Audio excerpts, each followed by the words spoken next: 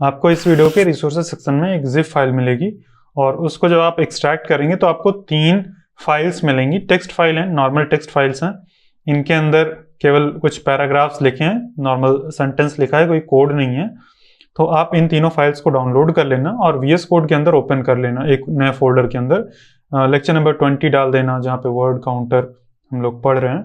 तो ये करके ओपन कर लेना है और ये ऐसे सिंगल लाइन में बहुत लंबा सा अगर दिख रहा है आपके सिस्टम में तो आप Alt और Z शॉर्टकट ये प्रेस कर देना तो इस तरह से दिखने लगेगा। तो इस तरह से Alt और Z प्रेस कर देंगे तो ये वर्ड रैप ऑन हो जाता है। यहाँ पर ये व्यू का ऑप्शन होता है और व्यू के अंदर ये होता है वर्ड रैप। Alt और Z से वर्ड रैप होता है, वही यहाँ पे कर दिया मैंने। तो ये हमें मल्टीपल लाइंस में प्रॉपरली दिख रहा है। तो हम इस वीडियो में क्या बनाने वाले हैं, हम वर्ड काउंट की एक एप्लीकेशन बनाने वाले हैं। हम हर एक वर्ड का काउंट करेंगे कि मतलब यहाँ पे जैसे कोड है तो कोड कितनी बार आया है, अलाउज कितनी बार आया है।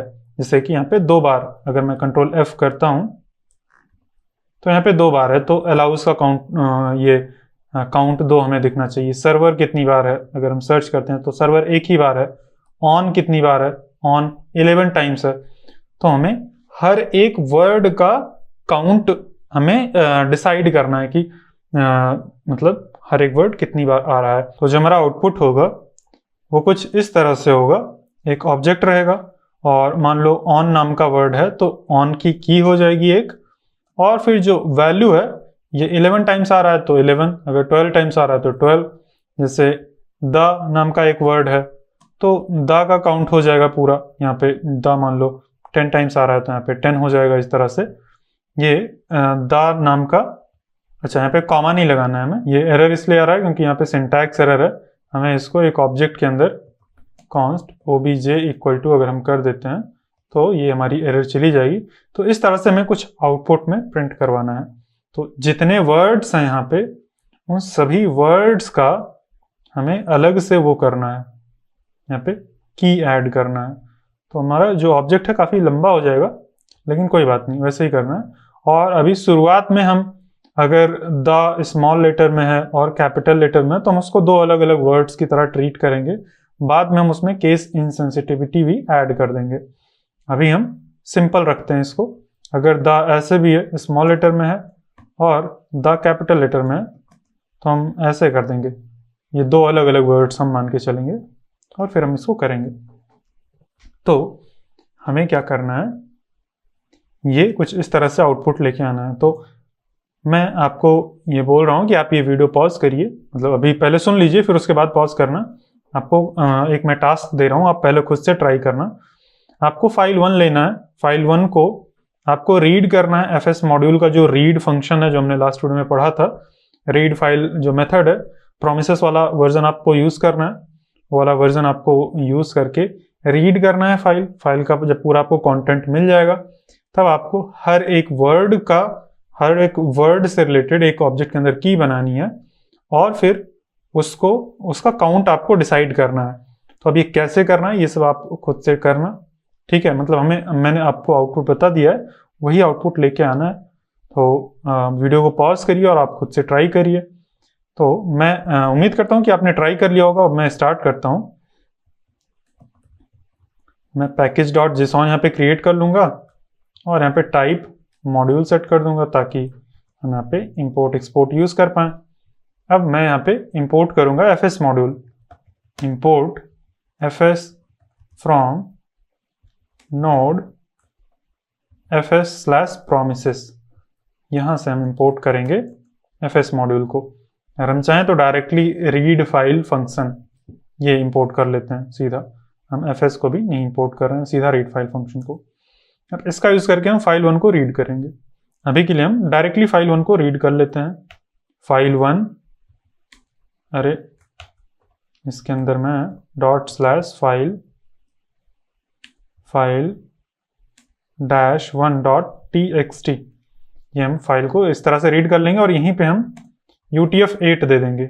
UTF-8 ये इतना बड़ा सा आ जाता है, बार बार दिक्कत होती है। और यहाँ पे हम const content file content equal to await, यहाँ पे हमें करना पड़ेगा क्योंकि हम यहाँ पे प्रोमिसेस वाला वर्जन यूज कर रहे हैं, तो ये हमें प्रॉमिस रिटर्न करेगा।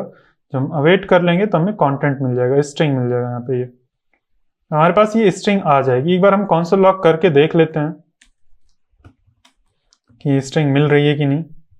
फाइल कंटेंट और हम नोड app.js ये रन कर रहे हैं और हमारा जो पूरा कंटेंट है ये प्रिंट होके आ रहा है, जो हमारी फाइल 1 के अंदर लिखा है। एग्जैक्ट सेम चीज मिल रहा है।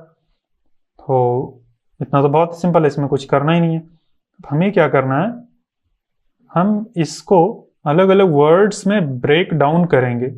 और वर्ड्स में ब्रेक डाउन करने के लिए रूल्स क्या रहेंगे कि जैसे ये नोड और जेएस है, नोड डॉट जेएस, तो इसको हम 2 वर्ड कंसिडर करेंगे, क्योंकि यहाँ पे जैसे कॉमा है, हमें कॉमा को एक वर्ड नहीं लेना है, डॉट को एक वर्ड नहीं लेना है, हमें केवल सिंपल सादा सादा वर्ड लेना है। हम चाहे तो ऐसा भी कर सकते हैं, लेकिन वो करना कॉम्प्लेक्स हो जाएगा।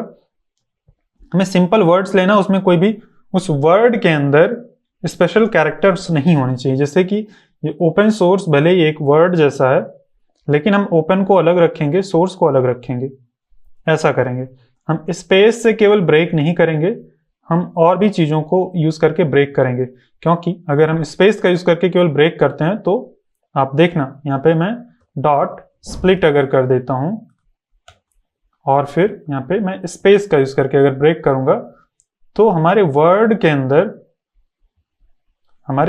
अंदर बहुत सारे अनवांटेड कैरेक्टर्स आ जाएंगे। यहाँ पे देखो, जैसे हम स्पेस का यूज करके अगर ब्रेक कर रहे हैं, तो ये डिवाइसेस के बाद आप यहाँ पे देख रहे हैं \n\r, ये न्यू लाइन है, और फिर ये दिस, तो कुछ इस तरह से आ रहा है, ये सही से हमारा वर्ड नहीं आ रहा है। और फिर रियल टाइम, ये तो चलो मान सकते हैं कि रियल टाइम एक वर्ड है, लेकिन इसको भी हम इस तरह से अगर स्पेस का यूज करके ब्रेक करेंगे ना, तो कुछ कुछ वर्ड ऐसे गड़बड़ आ जाएंगे इस तरह से। और क्या है, तो एक ही वर्ड उस तरह से आया है, लेकिन और भी कुछ वर्ड्स होंगे। जैसे ये क्रोम्स, ये पूरा कोई क्रोम और ये एस, इस तरह से कोई वर्ड नहीं होता है। क्रोम एक अपने आप में स्टैंड अलोन वर्ड है। तो वैसे ही और यहाँ पे और काफ़ी लंबा है, जो कि मैं यहाँ पे दिखा नहीं रहा है, काफ़ी लंबा था इसीलिए इसने दिखाया नहीं है, छोटा कर दिया उसने। तो हम इसको स्पेस का यूज़ करके नहीं ब्रेक करेंगे, इसको हम क्या यूज़ करके ब्रेक करेंगे, इसको हम रेजेक्स का यूज़ करके ब्रेक करेंगे।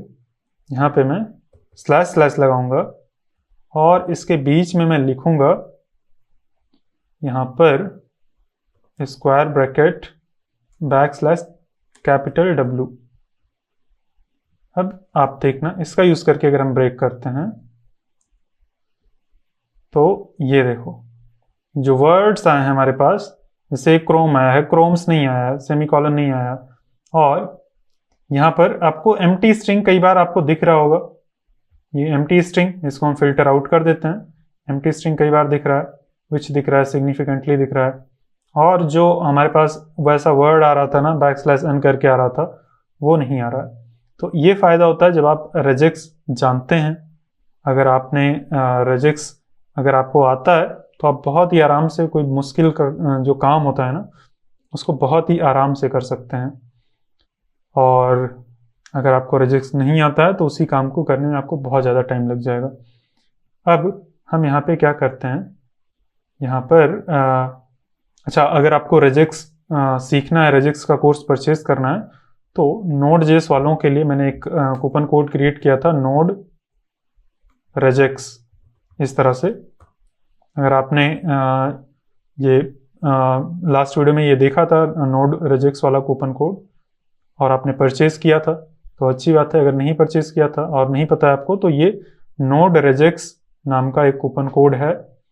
अगर आप रेजेक्स कोर्स के ऊपर यूज़ करते हैं, तो आप बहुत ही लोवेस्ट प्राइस में आपको 199 का रेजेक्स कोर्स पड़ जाएगा, आप उसको परचेज कर सकते हैं। ये केवल Node.js कोर्स जिन्होंने परचेज किया और जो देख रहे हैं, एक्टिवली जो देख रहे हैं, जो यहाँ पे फॉलो कर रहे हैं, उनके लिए है। तो हाँ, तो ये हमने स्प्लिट कर दिया। अभी मैं इसको फिल्टर कर देता हूँ, क्योंकि यहाँ पे एम्प्टी स्ट्रिंग है, तो मैं इसको वर्ड, यहाँ पे वर्ड है और मैं इसको इस तरह से फिल्टर कर देता हूँ। अब जो एम्प्टी स्ट्रिंग आ रही थी वो भी नहीं आएगा। यहाँ पे जो बार बार हमें एम्प्टी स्ट्रिंग दिख रहा था ना, ये देखो यहाँ पे एम्प्टी स्ट्रिंग भी नहीं है, पूरा पूरा सीधा सीधा वर्ड है। हमने सिंपल सीधा वर्ड से ही फिल्टर कर लिया है। फिल्टर क्या मतलब, ब्रेक करके बना लिया हमने अपना पूरा एरे। तो इस चीज को मैं ऐसे कट करके मैं कॉन्स्ट वर्ड्स एरे ये बना लेता हूं। ये वर्ड्स का एरे बन जाएगा। अब हमें क्या करना है, कॉन्स्ट वर्ड्स काउंट, वर्ड्स का काउंट ये करके एक ऑब्जेक्ट में बना लेना है। और सिंपल है, बहुत सिंपल है, ज़्यादा कुछ नहीं है, बहुत ही सिंपल है। बस हमें वर्ड्स एरे पे फॉर ईच मेथड लगाना है और हमें हर एक वर्ड मिलेगा, ईच वर्ड मिल जाएगा। और हमें क्या करना है, ये यहां पे हमें देखना है ये वर्ड काउंट जो है इसके अंदर ये वर्ड एग्जिस्ट करता है कि नहीं। ठीक है, इफ ये वर्ड काउंट नाम की एग्जिस्ट करती है कि नहीं। अगर हम ऐसा करेंगे, अगर एग्जिस्ट करती है तो उसकी कुछ वैल्यू होगी जो कि ट्रूथी वैल्यू होगी, लेकिन जीरो भी हो सकती है। तो हम ऐसा करते हैं, हम ये कर लेते हैं वर्ड इन कीवर्ड का यूज करके हम ये देख लेंगे कि इस नाम की इस ऑब्जेक्ट के अंदर एग्जिस्ट करती है कि नहीं।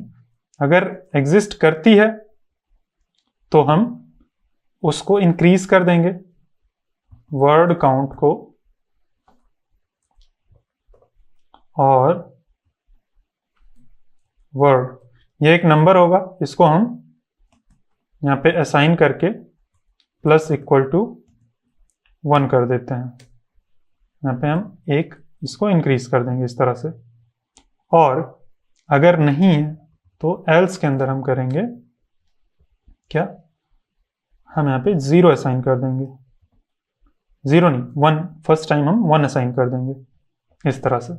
उसके बाद हम इसको इंक्रीज करते रहेंगे और सबसे लास्ट में हम वर्ड काउंट हम ये प्रिंट करवा देंगे। बस इतना सा लॉजिक लिखना है और ये हमारा वर्ड काउंट तैयार हो जाएगा। हमें हर एक का वर्ड मिल जाएगा। अभी हम इस चीज को कंसोल लॉग करवा रहे हैं, वर्ड्स एरे को कंसोल लॉग करवाना है, हमें वर्ड काउंट को कंसोल लॉग करवाना है। एक बार हम देखते हैं तो ये देखो ये हमें मिल गया है कौन सा वर्ड कितनी बार आया है। एंड 3 बार आया है, फॉर 3 बार आया है, 3 बार 3 टाइम्स। ठीक है, देखो यहाँ पे अगर मैं फॉर सर्च करता हूँ तो फॉर 4 बार आया है, लेकिन हमें 3 बार दिखा रहा है। एप्लीकेशंस 4 बार दिखा रहा है। देखते हैं, हम डिबग करेंगे, देखेंगे एप्लीकेशंस का तो काउंट सही है। नेटवर्क का काउंट देख लेते हैं कितना है। फॉर के लिए ये थोड़ा गलत दिखा रहा है, फॉर एक ही बार आया है। और कोई वर्ड जो मल्टीपल टाइम्स आया हो, ऑन 2 टाइम्स है, मैं देखता हूँ ऑन यहाँ पे 11 टाइम्स दिखा रहा है, जबकि यहाँ पे 2 टाइम्स ही है, क्योंकि ये यहाँ पे नन का ये दिखा रहा है, एप्लीकेशन से ऑन लेके दिखा रहा है जब हम इस तरह से सर्च कर रहे हैं, लेकिन ये 2 बार ही आया होगा। उसके लिए हम यहाँ पे regex का यूज करके सर्च कर सकते हैं, \b ये देखो, ये हम यहाँ पे वर्ड बाउंड्री सेट करके बता रहे हैं। ये regex का यूज करके मैं सर्च कर रहा हूँ। ये केवल उन्हीं वर्ड्स को, मतलब उसी ऑन को सर्च करेगा जो कि एक प्रॉपर वर्ड है। तो ये देखो ये 2 टाइम्स ही आया। अब एक बार फॉर को भी सर्च कर लेते हैं, ऐसे फॉर को, तो ये भी 3 टाइम्स ही है। यहाँ पर हमारे फॉर कहाँ था, ये है फॉर, ये 3 टाइम्स ही है। जो चौथा वाला फॉर हमें दिख रहा था वो एक्चुअल में वर्ड नहीं था, वो किसी का हिस्सा रहा होगा। ये परफॉर्मेंस में से फॉर ये ढूंढ के दिखा रहा था। यानी कि हमने जो बनाया है वो बन गया है, एकदम सही है। अगर हम यहाँ पर जैसे आईओ, जो यहाँ पे कहीं आईओ था ना, i/, तो इसने हमने इसको ब्रेक करके 2 वर्ड कर दिया, क्योंकि हम ब्रेक कर रहे हैं यहाँ पे, जब हम स्प्लिट कर रहे हैं तो हम नॉन वर्ड कैरेक्टर से ब्रेक कर रहे हैं। ये \w का मतलब होता है नॉन वर्ड कैरेक्टर, ऐसा कैरेक्टर जो कि वर्ड वाला कैरेक्टर ना हो, मतलब अल्फ़ाबेट ना हो और नंबर ना हो, उसका यूज़ करके ब्रेक करना है। तो वो स्पेस का यूज़ करके भी ब्रेक करेगा, इसका यूज़ करके भी ब्रेक करेगा और इसका यूज़ करके भी ब्रेक करेगा। तो ये एक अपने आप में कोई वर्ड नहीं है, एक वो है, एक एक्रोनिम बोल सकते हैं या शॉर्ट फॉर्म है किसी चीज़ का, इनपुट आउटपुट का। तो इसीलिए ब्रेक हो गया, कोई दिक्कत नहीं है, सही है। ऐसे ही एस नाम का आपको एक दिख जाएगा यहाँ पे, एस जैसे क्रोम्स है ना, तो एस कोई वर्ड नहीं है लेकिन फिर भी यहाँ पे आ गया है, तो उसको हम उतना इग्नोर कर सकते हैं। एग्जैक्टली उतना हमें एक्यूरेटली प्रोसेस करने की ज़रूरत नहीं है, हमने लगभग काफ़ी अच्छी एक्यूरेसी से इसको प्रोसेस कर लिया है। ऐसे ही आपके सिस्टम में भी आउटपुट आना चाहिए अगर आपने किया था तो। अब हमें यहाँ पे क्या करना है, ये जो फाइल 1 को हम रीड कर रहे हैं इसको डायनेमिक बनाना है। इसको क्या करना है, डायनेमिक बनाना है, कि जैसे यहाँ से जब यूज़र रन करे तो फाइल का नेम यहाँ पे दे, जिस भी फाइल को रीड करना चाह रहा है उसका नाम यहाँ पे दे और आप डायनेमिकली रीड करें। आप वीडियो को पॉज करिए और वो चीज़ इंप्लीमेंट करिए, बहुत ही सिंपल है। अगर आपने प्रोसेस ऑब्जेक्ट वाली वीडियो देखी है कि प्रोसेस ऑब्जेक्ट क्या होता है, उसके अंदर क्या क्या प्रॉपर्टीज़ होती हैं, तो आपको बहुत ही आराम से समझ आ जाएगा इसको कैसे करना है। मैं यहाँ पे प्रोसेस डॉट argv, प्रोसेस के ऊपर एक argv नाम की की होती है, तो उसको मैं दिखाता हूँ ये क्या होता है। अभी ये हम app.js जब रन करेंगे तो मैं ये console log हटा देता हूँ अभी के लिए। तो process.argv में argv के अंदर एक तो node.js का जो पाथ है, node.js फाइल का जो एग्जीक्यूटेबल पाथ है वो है, और दूसरा हमारी app.js फाइल का पाथ है, node.exe का पाथ है, ठीक है। तो और app.js का पाथ है। अब अगर हम यहाँ पे कोई आर्गुमेंट यहाँ पे दे दें, जैसे a space b c d, तो जो भी हम यहाँ पर जो हम फर्स्ट कमांड डालते हैं वो हमारी मेन कमांड होती है, उसके बाद हम जो भी डालते हैं उसको हम आर्गुमेंट बोलते हैं। तो एक्चुअल में ये node.js का आर्गुमेंट है app.js, node.js का पहला आर्गुमेंट है app.js, दूसरा आर्गुमेंट है a, तीसरा आर्गुमेंट है b, फिर c, फिर d। तो इस तरह से node.js के ये सारे आर्गुमेंट्स हैं, और इन सारे आर्गुमेंट्स को हम यहाँ पे process.argv के अंदर एक्सेस कर सकते हैं। ये देखो इन सारे आर्गुमेंट्स को हम यहाँ पे एक्सेस कर पा रहे हैं, और node.js ये तो एक्चुअल में खुद ही प्रोसेस है जो कि रन हो रहा है। तो हमें क्या करना है, हमें तो केवल एक ही फाइल का पाथ चाहिए, तो हम ऐसे ही रन करेंगे जैसे कि फाइल -1.txt, ये करेंगे तो हमें यहाँ से फाइल का पाथ मिल जाएगा और फिर हम इसको यूज़ करके रीड कर लेंगे। तो उसके लिए हमें क्या करना है, हमें यहाँ से फाइल का नेम, फाइल नेम या फाइल पाथ कर देते हैं हम, const file path, file path equal to, और यहाँ पे process.argv, और इसके अंदर हमने देखा था कि फर्स्ट जो होता है 0th पूरा एक एरे आता है, process.argv जो होता है वो एक एरे होता है, उसके अंदर फर्स्ट आर्गुमेंट नोड होता है, दूसरा हमारी app.js फाइल होती है, और तीसरा जो होता है वो हमारा आर्गुमेंट होगा जो भी हम फाइल का नेम डालेंगे। तो तीसरा आर्गुमेंट यानी कि इंडेक्स नंबर 2 ये हो जाएगा। तो हमें इंडेक्स 2 से फाइल का पाथ मिल जाएगा, और फिर हम यहाँ पे फाइल का पाथ रीड करेंगे। फाइल के पाथ में हमें पूरा रिलेटिव पाथ या एब्सोल्यूट पाथ देना पड़ेगा। यहाँ पे नोड app.js, अब file.txt से काम नहीं चलेगा, हमें / ये करना पड़ेगा। और ये चल गया है, एरर नहीं दिया क्योंकि हमने, मतलब एरर नहीं दिया और कुछ प्रिंट नहीं किया क्योंकि हमने कोई कंसोल लॉग करवाया ही नहीं। तो कंसोल लॉग करवा के मैं दोबारा से प्रिंट करता हूँ, और ये देखो चल रहा है। फाइल 1 के लिए चल जाएगा, फाइल 2 के लिए भी चल जाएगा। फाइल 2 अगर मैं कर देता हूँ तो फाइल 2 का यहाँ पे प्रिंट करके देगा। अब यहाँ पे सारी वैल्यूज़ अलग हैं, अगर आप देखेंगे तो यहाँ पे एक्सप्रेस से रिलेटेड है, JS है, इज है, A है, A 4 टाइम्स आ रहा है। और यहाँ पर अगर हम फाइल 3 कर देते हैं तो फाइल 3 का भी आ जाएगा, सही चल रहा है। अब मैं आपको एक और चैलेंज देता हूँ, ये आपको ही करना है, ये मैं नहीं करूँगा। तो आपको ऐसा करना है कि यूज़र फाइल के साथ साथ एक स्पेसिफिक वर्ड को भी बता सके, जैसे कि वर्ड, मान लो द वर्ड कितनी बार आ रहा है, ये आपको इम्प्लीमेंट करना है। और उसके साथ साथ ही आपको मान लो कि कैपिटल द है, कैपिटल लेटर में द है और स्मॉल लेटर में द है, तो दो द कैपिटल लेटर में है और 4 टाइम्स जो द है वो स्मॉल लेटर में है, तो टोटल 6 टाइम्स वो दिखाए और स्मॉल लेटर में ही यहाँ पे करके दिखाना है आपको। तो ये आपका टास्क है, ये आपको करना है।